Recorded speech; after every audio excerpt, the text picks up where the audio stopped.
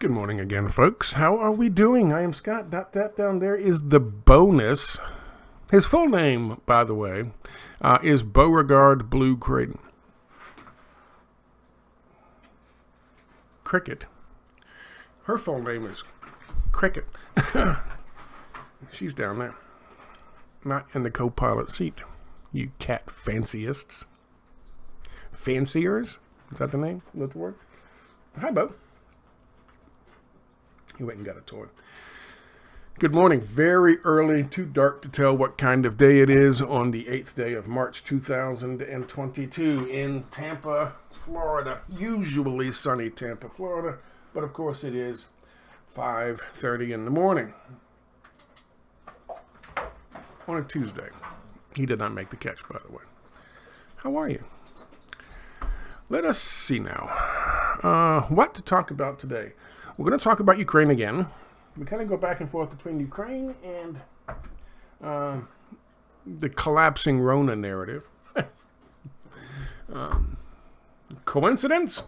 All right, Bo. One more time, and that's it. I can't do this all day. Could you imagine Ted Koppel having to put up with this shit?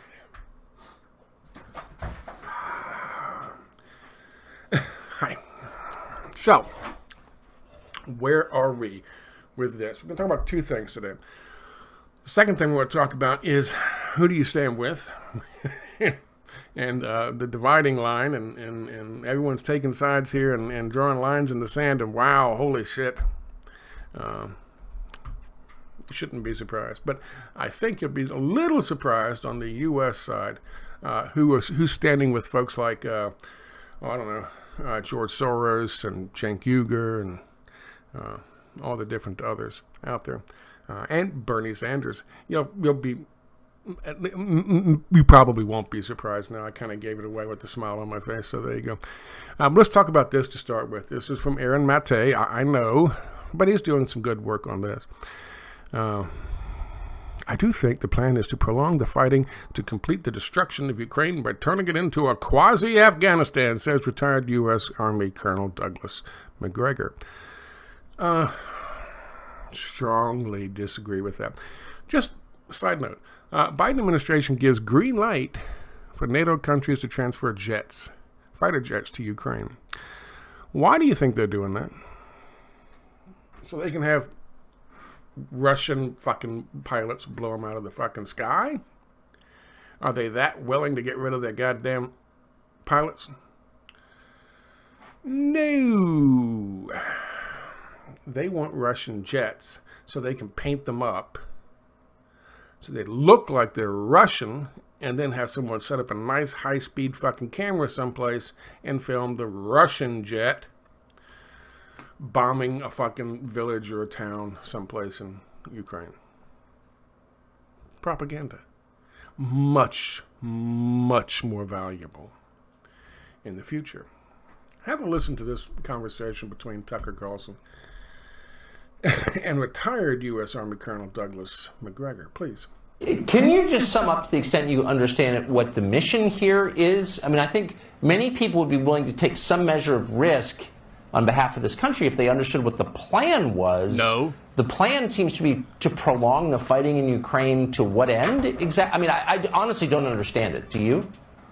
Well, yes. It's a damn good question, and it's one that's worth answering. I do think the plan is to prolong the fighting on the assumption that over time the Russians can be driven out of Ukraine.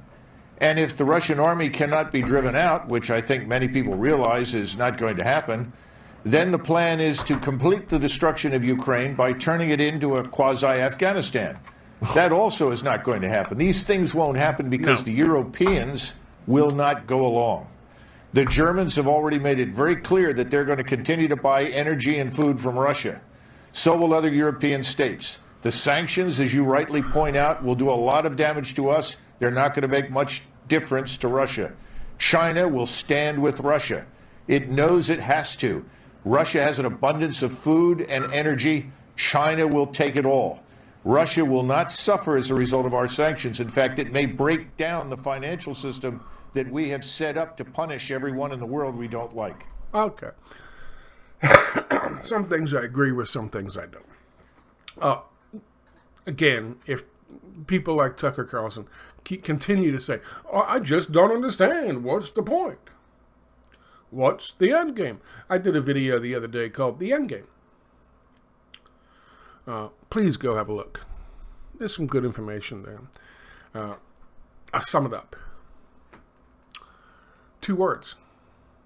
Putin out. That's it. We baited them into this. We got the Ukrainians. We convinced the comedian and actor and gay boy band fucking singer to invade or start bombing the breakaway republics, knowing full well that Russia's not going to sit back and watch ethnic Russians get bombed into Swiss cheese on their borders. So they responded the way they had to, which of course is exactly what we wanted.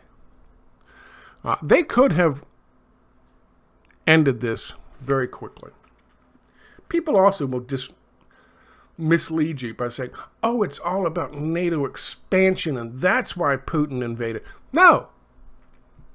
They've been talking about NATO expansion since we pulled the color revolution in Ukraine in 2014. Has Russia invaded in the past 8 years? No.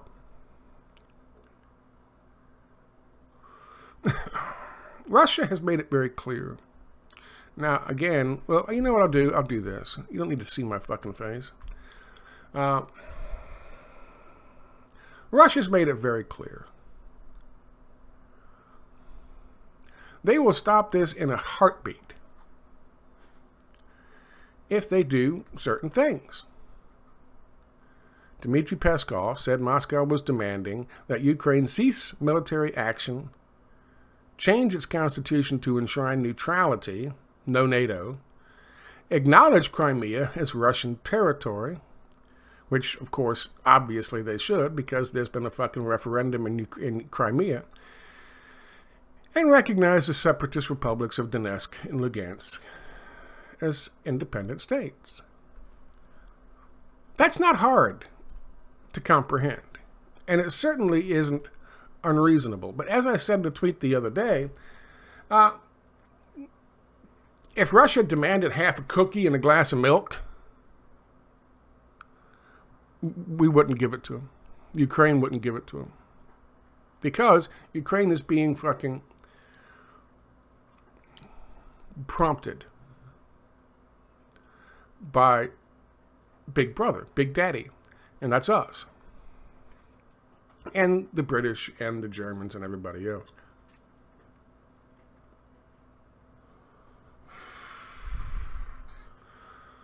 There's another video I wanted to show you quickly in order to make this connection for you. And it might take me a second to find it.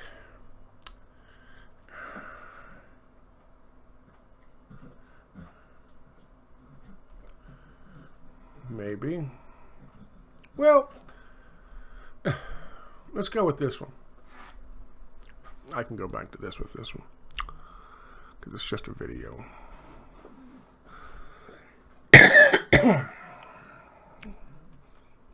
The other day, I did a video in which somebody, and I forget who it was talking about the overall agenda with Russia. And the fact that Russia is standing in the way. Oh, I know what it was. Some woman, politician, she's a member of parliament, or Rada, I guess is what they call it in Ukraine. And she was saying that they're fighting for the new world order. She literally said that. They're fighting for the new world order against Russia. Over what? Does the new world order need a nuke in fucking Ukraine? Is that going to change the balance of power that much? Of course not. How about the separatist regions and Donetsk and Lugansk, by the way, which represent a third of each of those two regions. No more than a third of each of those two regions. So it's not even the whole regions. Is that going to change the power? Is that going to put the fucking thumb on the scale? So much so that, Klaus Schwab and George Soros dance in the streets naked, happy? No. Is removing Putin? Opening up the whole of Russia to our fucking national interests? Have a listen to this thing. This is Richard Spencer.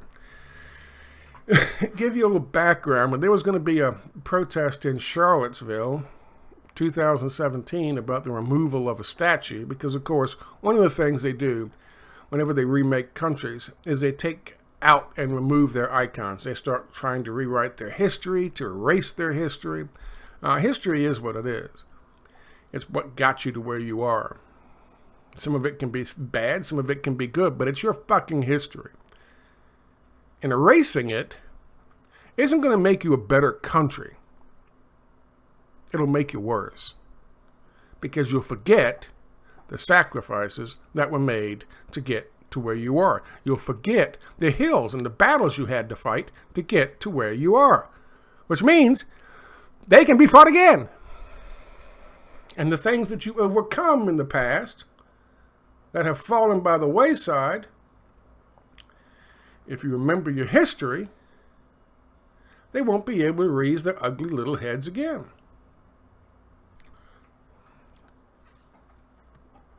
But if you don't,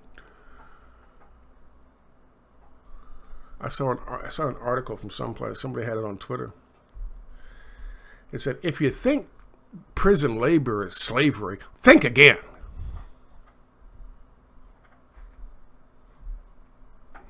Come on now, make the connection. This is Richard Spencer. He was at that rally, doing the old Z. Kyle thing. The vast majority of those people who were there weren't there for Z. Kyle. They were there because they were defending their fucking history. I don't know who the fucking statue was. I don't know. But it was some dude who represented the South back in the day, because of course Charlottesville was part of the South, and of course they had to destroy that and get rid of that so you can bring back slavery, I guess. So Richard Spencer was sent down probably by his FBI handlers to do the whole Z. Kyle thing, divide and conquer. That's Richard Spencer. I don't know what he really is, but the character he plays in life is that of a mad, rabid, white nationalist, white supremacist, neo-Nazi. That's the character he plays, so that's what we're going to attribute him to.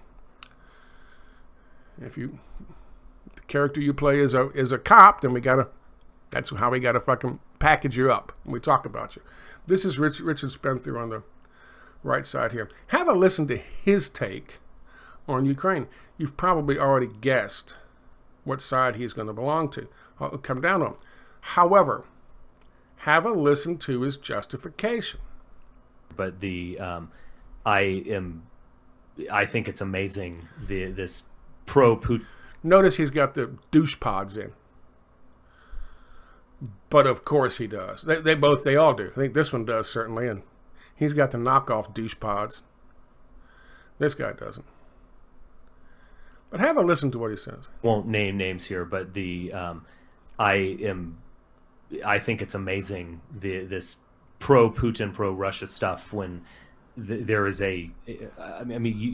yes, the feds are going to take notice of that. We have a super chat on this, actually. It said the feds are going to take note of that, but ethically speaking, people who do that are fucking traitors. People who do that are traitors. I'm a traitor. He can't stop staring at himself. And just look at the camera. First of all, he's got the douche pads. Second, he's got a lot of product in his hair. He's taken off all the right boxes for me. However, also, notice he mentions the feds. Oh, the feds are going to take notice of you. Here he is, an alt-right guy, supposedly a freedom dude, a libertarian, feds are going to get you, and rightly so. Does that sound like a neo-Nazi? A real neo-Nazi? Neo-Nazi calling for the big bad government to come take out the people they don't like? Is that a neo-Nazi? I lived in Virginia. I met some neo-Nazis. Some real neo-Nazis. Not many. No.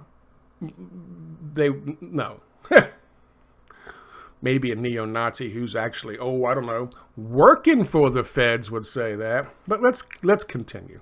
Let's continue, shall we? I was going to turn the fucking recording off for some reason. Well, I think it's important to have discourse about why Putin did what he did and how the American management of the situation created the scenario. Well, the one dude with a somewhat reasonable take on this is the one not wearing douche pads.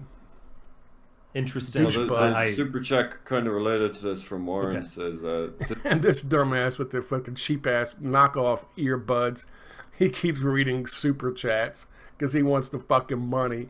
So more people make super chats. This week, again on Twitter Spaces, Richard said the dissident right spate of unpalatable takes is the product of his thought leaders being on Russia's payroll. Purely as a thought experiment, does Richard think Keith or Joel fit the profile of this particular type of shill in any way? No. I mean, I think they were wanting to get some hot takes there. No, I can find plenty of examples of the dissident right thought leaders openly supporting the destruction of the U.S. empire and NATO, and openly more than sympathizing with Russia. Those people. What did he just say? Talking about the destruction of the U.S. empire and NATO. That's why you're a traitor. That's why I'm a traitor. What the fuck has that got to do with Donetsk and Lugansk? What has that got to do with recognizing Crimea after their referendum as being part of fucking Russia? By the way, there was no referendum to separate Ukraine from Russia in the first fucking place, and according to their constitution, which is why they had the vote in Crimea, they would have had to have done that. Ergo, Ukraine is actually still part, legally speaking, actually still part of the fucking Russian. It is.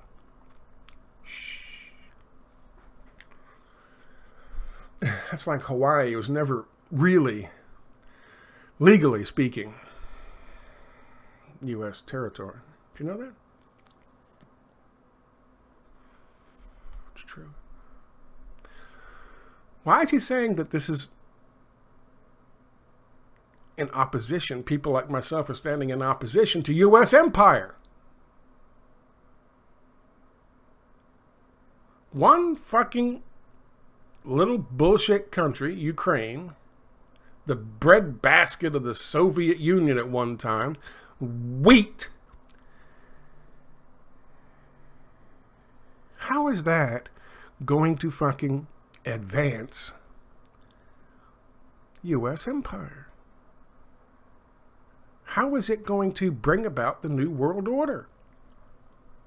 If Russia backed out of Ukraine and they just went ahead and let the Ukrainian Nazis ethnically cleanse the people with Russian ethnicity, from the Donbass region. How is that going to advance the New World Order? How is that going to bolster the U.S. empire? Answer: it's not. However, getting rid of Putin would. That's the answer to that question. Oh, no, that's wrong. My fault. Here. That's the answer to that question. That's the answer to the question that Tucker Carlson asked. Ukraine is just a hot button issue. It is the spark that set fire to Chicago, that burned all of Chicago down.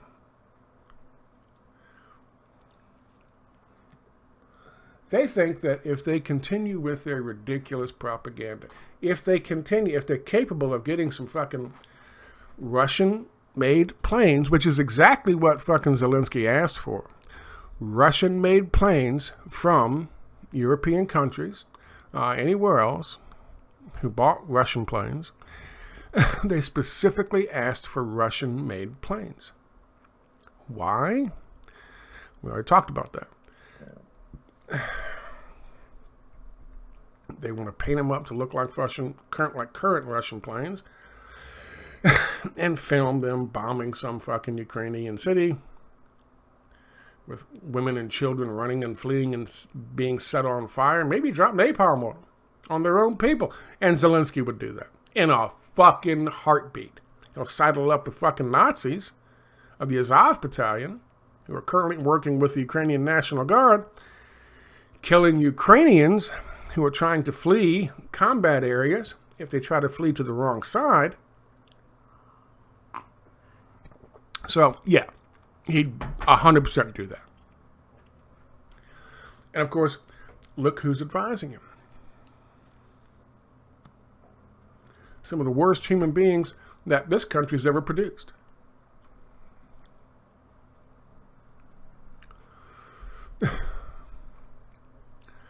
They think that if they can continue with the fucking propaganda war, like the new Pussy Riot, I think I got a video on some of them someplace on this, taking their tops off and showing their breastises painted up in blue and yellow.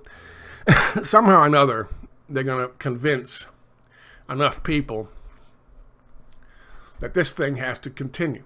If it ended tomorrow, if Zelensky said, okay, fine, and trust me, I'm telling you right now, Zelensky has already said he's considering it. They had a successful third meeting just recently.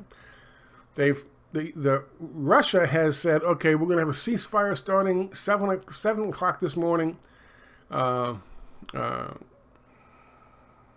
Geneva Mean Time. I think it's Geneva Mean Time. Could be wrong. But GMT. And that the ceasefire is so that they can open up humanitarian corridors. You know who's going to violate that, right? Our assets will violate that. But Zelensky is trying to negotiate. We're not going to allow him to. This, by the way, says send weapons to Ukraine. This is some fucking quote-unquote liberal Maskey in Germany wanting to send fucking weapons to neo-Nazis. And she doesn't have any fucking comprehension of history. We already talked about that. She doesn't have enough of a comprehension of history and what's going on in Ukraine to understand just how offensive that sign she's carrying could possibly be to a number of fucking folks. Disabled, elderly, socialists, Jewish, Roma, black. She doesn't have gay. She doesn't have enough comprehension of history to understand just how offensive that is to the kinds of folks that you know she tells herself she's all about supporting.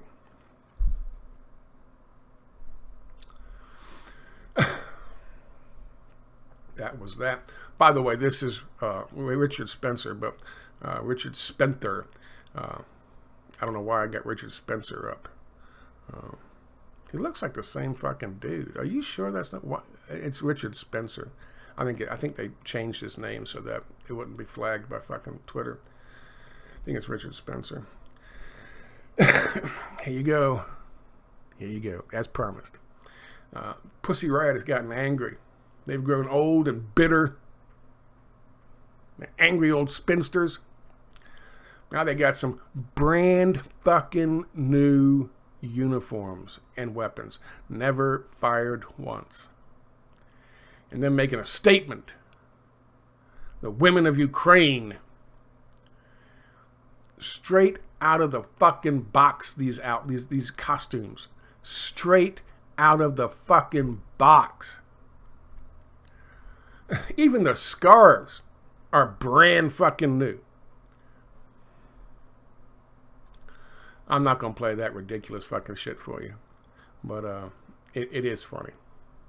You notice they've all got their finger off the trigger like this. Because whenever there's a photo shoot, they bring in a gun wrangler, is what I call them. It's different, but, you know, it's what I call them. They bring in a gun wrangler, and the gun wrangler teaches them all. Don't you put your finger on that goddamn trigger.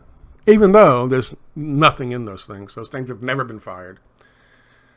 Put your finger on the trigger, off the trigger. If they were just fucking average women who got dressed up and decided to go to war, they wouldn't know that. They wouldn't know to do that.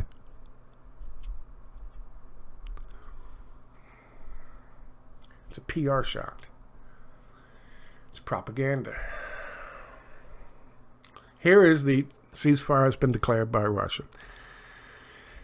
Today, GMT, I think it's Geneva meantime. It's not Geneva. I don't know what it is. It's GMT.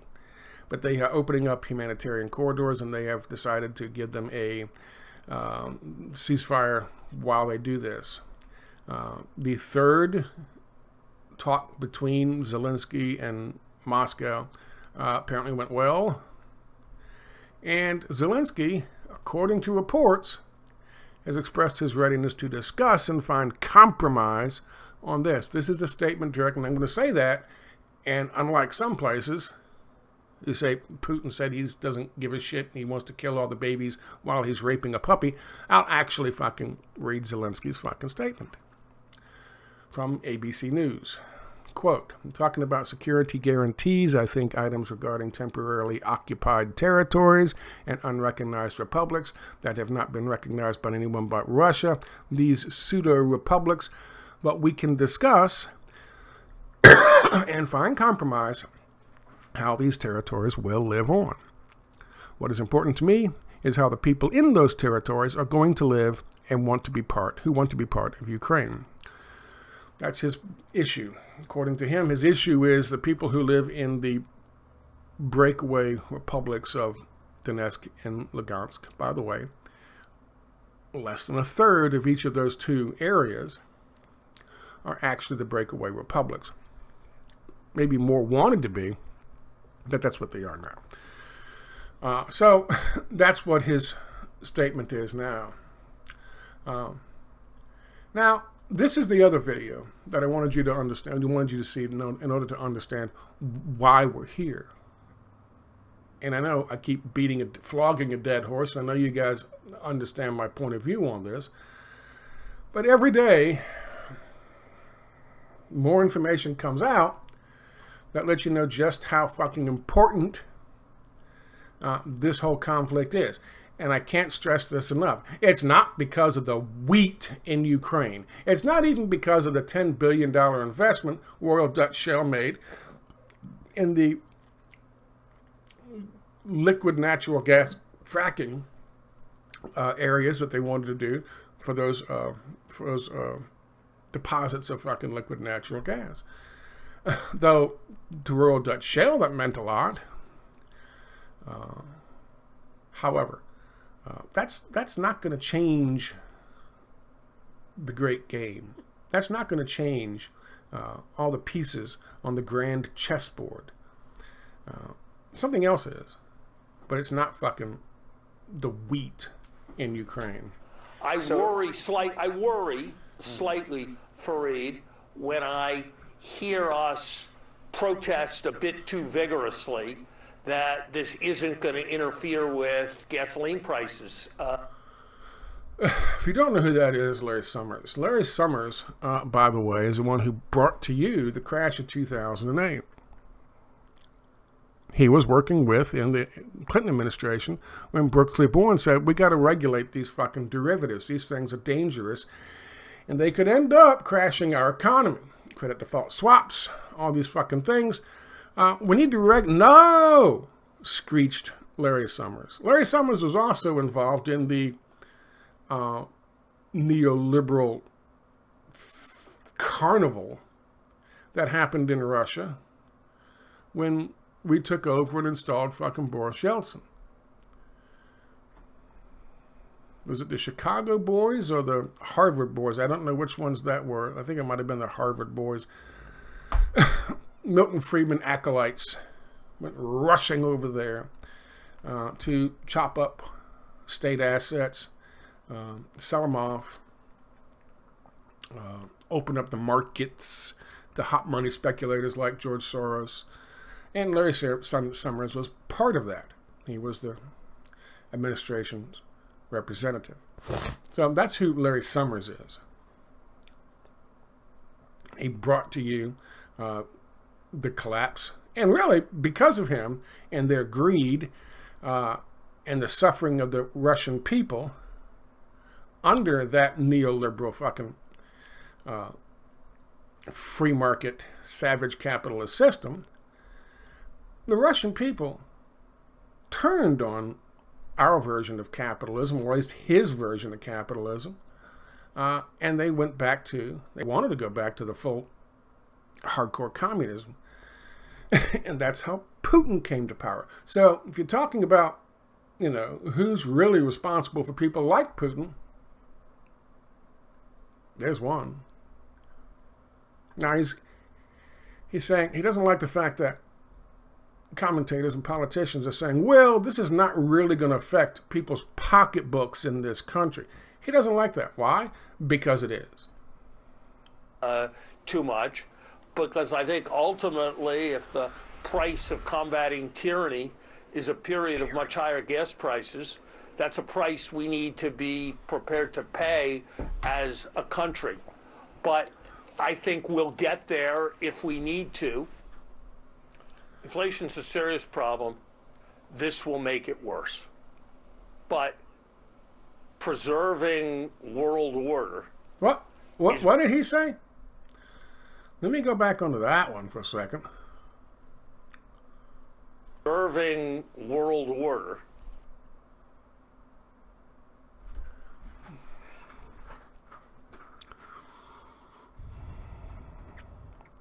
Has he smiled once during this interview? Why is he smiling now?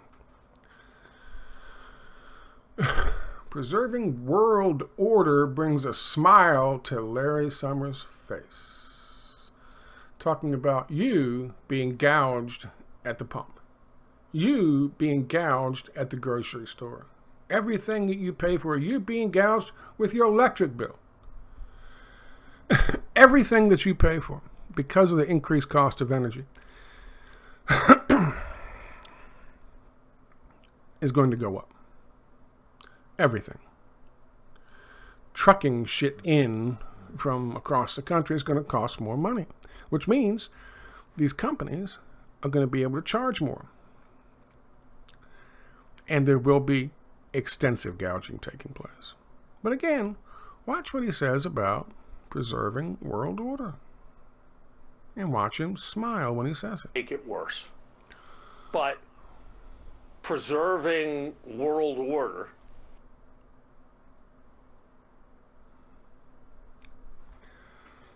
We've already discussed with you. How can Ukraine... If Russia bombed Ukraine off the face of the earth, killing every single man, woman, and child, and grasshopper, and canary in the country,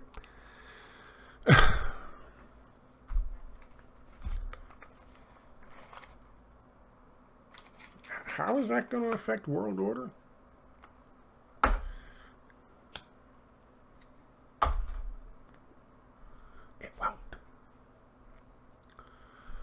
Most people Where is she? Where is she?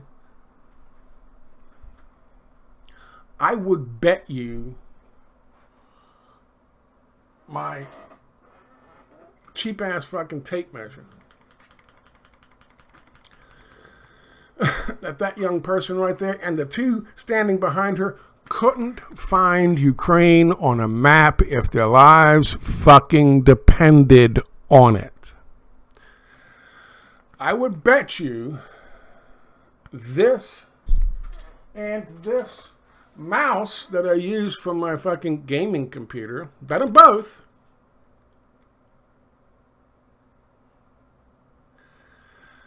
that they'd never heard of Ukraine before all this kicked off. And I'd win. I'd win. So how does it preserve world order? And why is he smiling? It preserves world order because, boys and girls, if they can keep this thing going long enough, if they can get enough dumbasses out there to take their fucking tops off and show their tits, if they can get enough dumbasses in Germany who profess to love the gays and the Jews and the gypsies, hold up a sign and said, let's stand with the people who hate and kill gays and Jews and gypsies,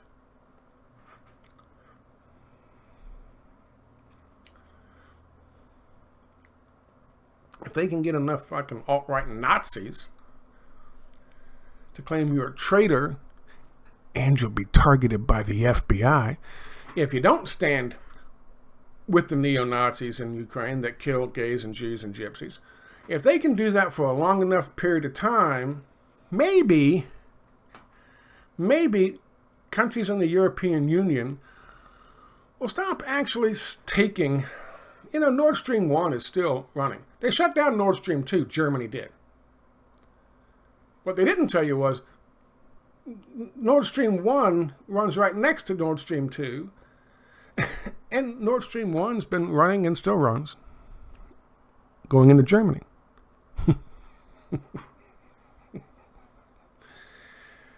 The European Union is still thriving on energy from Russia. They need to. They have to. They depend on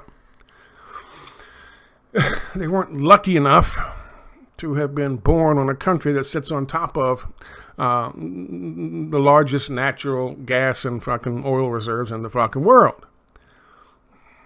So they need energy. And windmills just aren't going to cut it.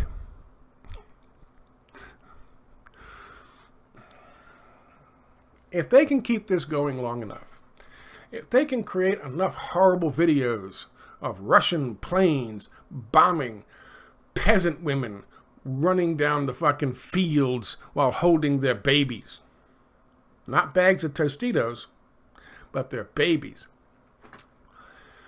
If they can do that, they can keep it going long enough, then they can continue to add pressure. They can continue to make sanctions worse.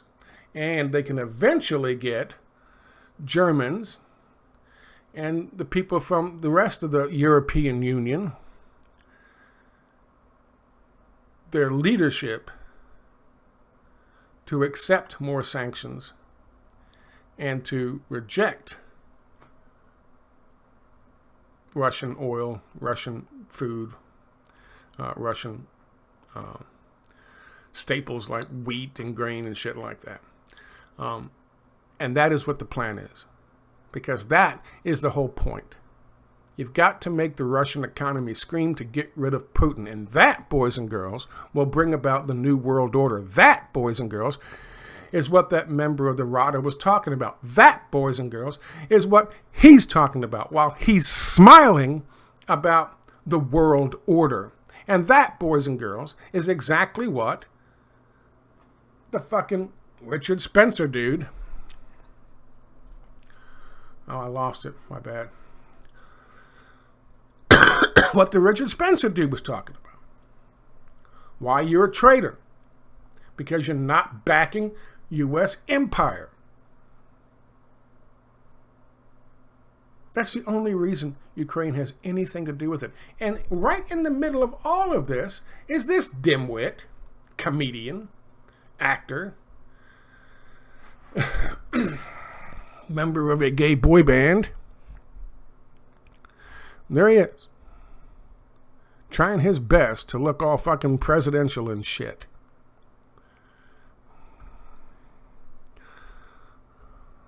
So what does all this tell us? Here's another thing about Russia stopping in a moment if they agree to his terms. And I told you what his terms were.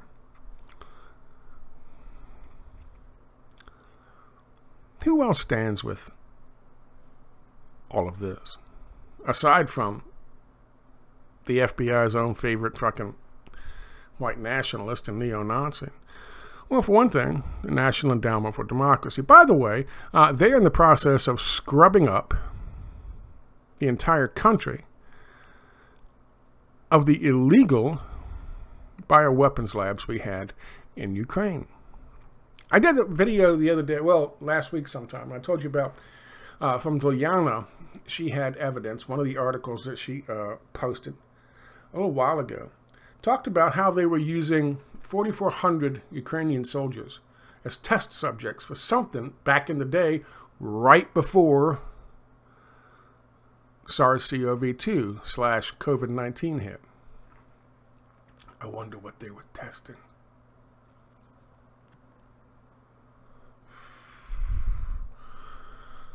Another interesting bit of news.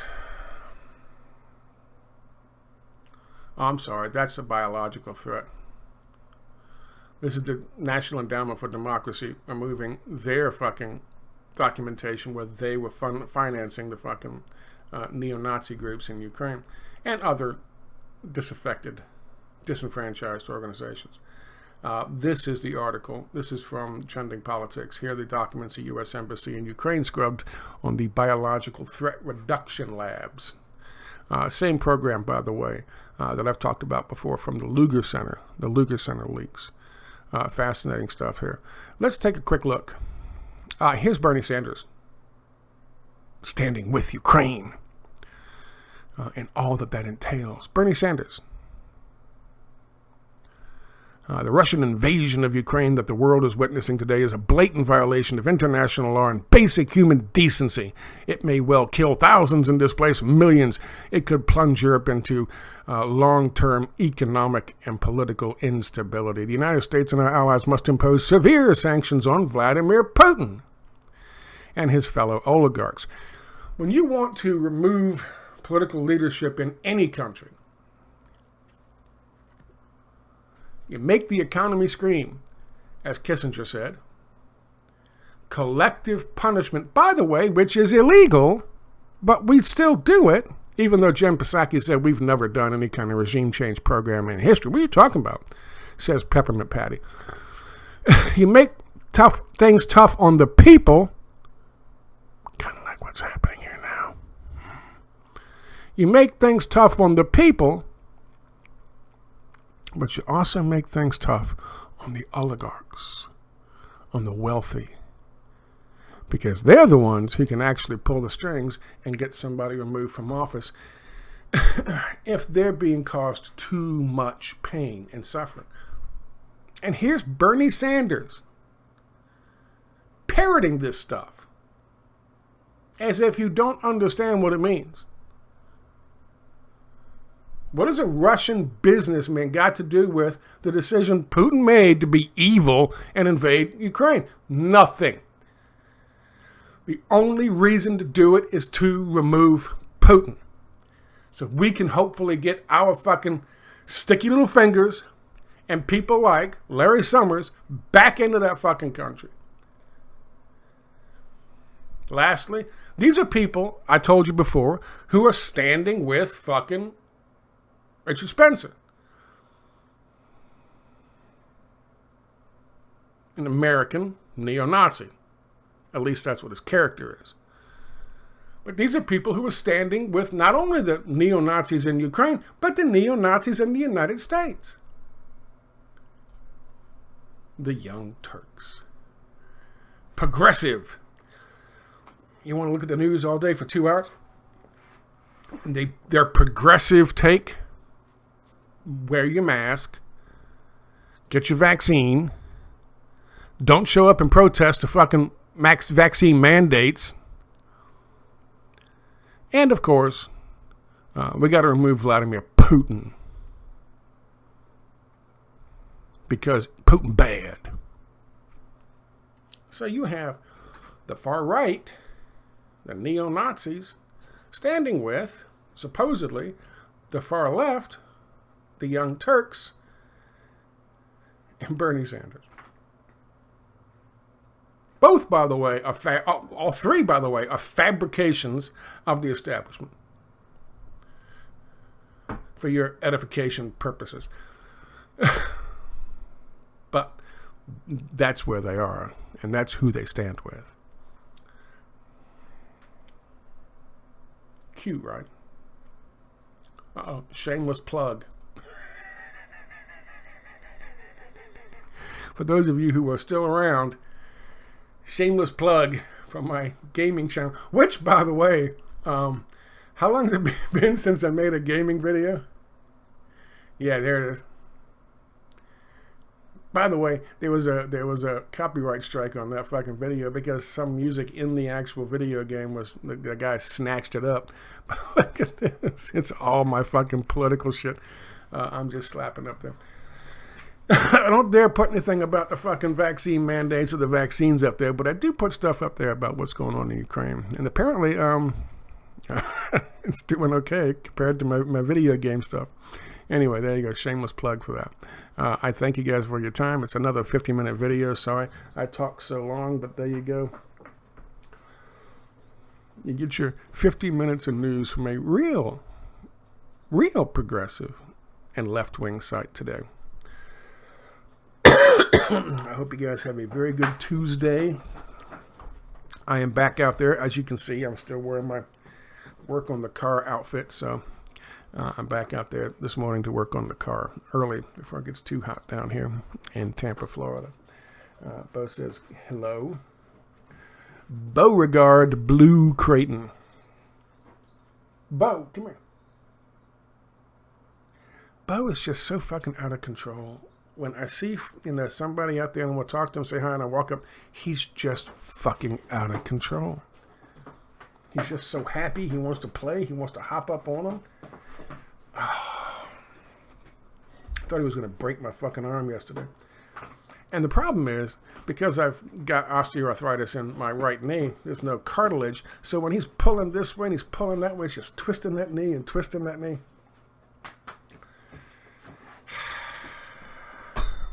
And all Bo says is, I'm sorry, Scott, but love is pain. You know that. Love is pain. Love is pain, right, Bo? Don't tell him I said that. I think I'm going crazy. I'll talk to you guys later. Thank you very much for your time. Bye-bye.